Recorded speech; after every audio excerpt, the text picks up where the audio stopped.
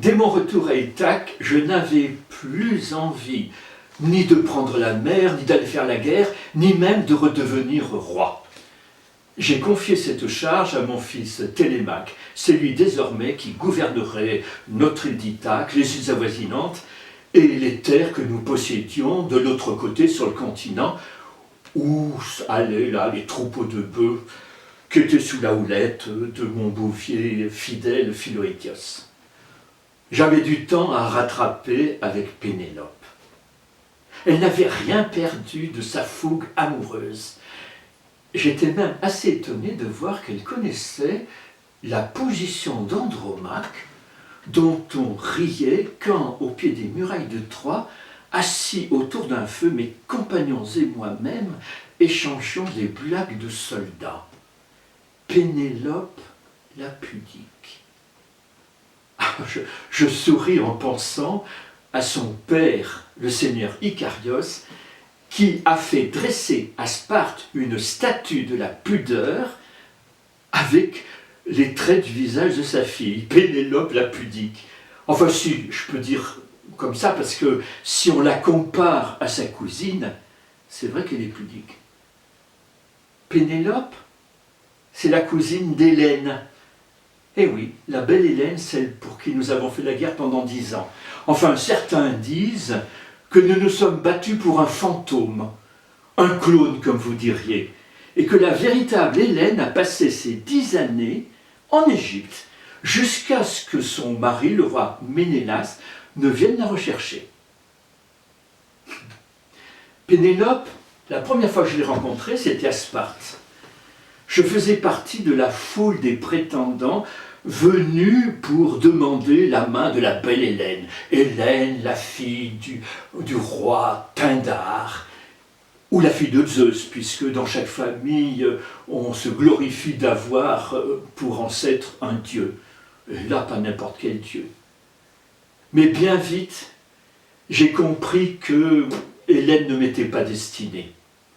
Comment moi, un petit roi d'une petite île, pouvais-je prétendre rivaliser avec des rois glorieux, avec des héros comme Ajax, Diomède ou même Palamède, et puis tant d'autres venus de tous les pays de Grèce.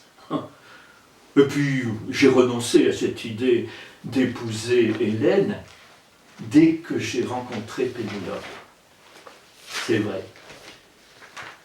Sa discrétion, les traits fins de son visage, son regard très clair, sa force de caractère, tout en étant très douce, m'ont touché.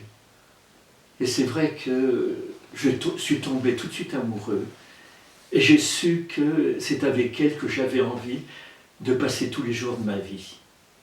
Seulement, je me suis heurté à l'hostilité d'un père, qui ne voulait pas la donner pour un roitelet d'une île de chèvres. Alors il m'a fallu demander l'aide, l'appui du roi Pindare, son frère. Et là, ce sont peut-être les dieux, le destin ou mon intelligence qui sont venus à mon secours. Je savais que le roi Pindare était dans un profond embarras. Devant la foule des prétendants, et pas n'importe lesquels, il ne savait pas comment il allait faire pour choisir. Alors il s'est débarrassé de ce problème en disant à sa fille, « Hélène, mon enfant, c'est toi qui choisiras ton époux parmi tous ces prétendants. » Seulement il y avait un second problème pour Pindare. C'était une fois qu'Hélène aurait choisi, comment les autres, des hommes orgueilleux, allaient-ils réagir?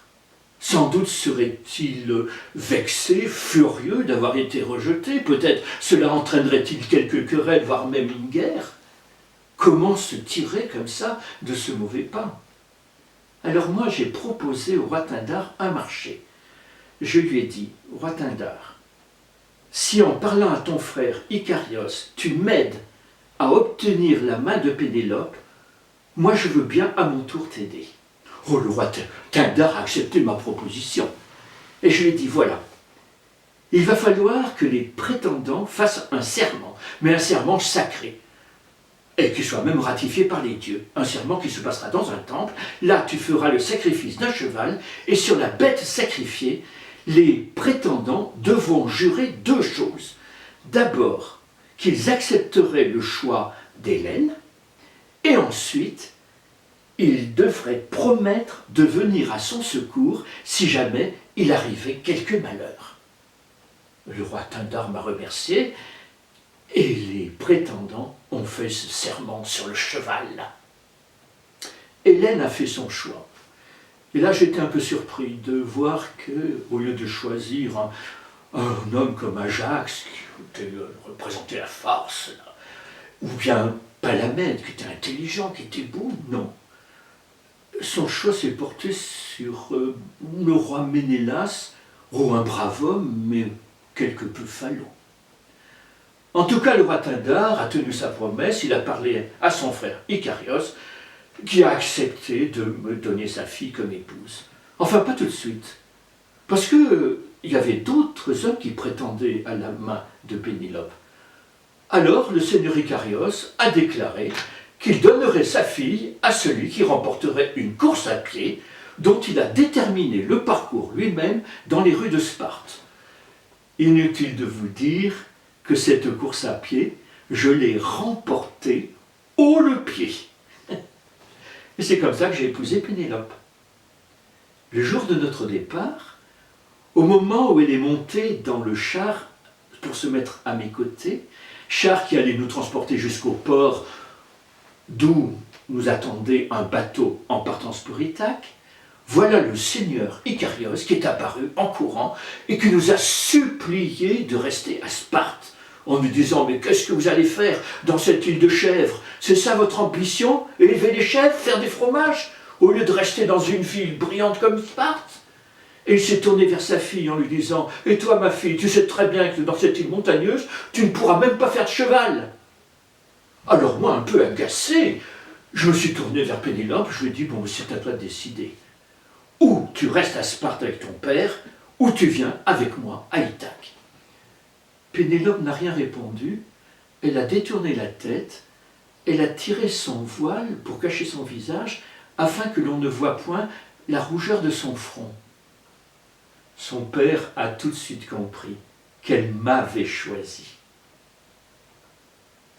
On dit qu'à cet endroit où a eu lieu ce petit incident, il a fait élever une statue de la pudeur censée représenter sa fille.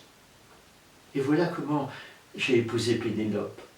Et c'est vrai que si par la suite dans mes voyages, j'ai rencontré de nombreuses femmes divines, et c'est vrai que si souvent j'ai failli céder à la tentation, toujours, j'avais le visage de Pénélope qui m'empêchait de tomber comme ça dans cette tentation. Pénélope, mon épouse bien-aimée.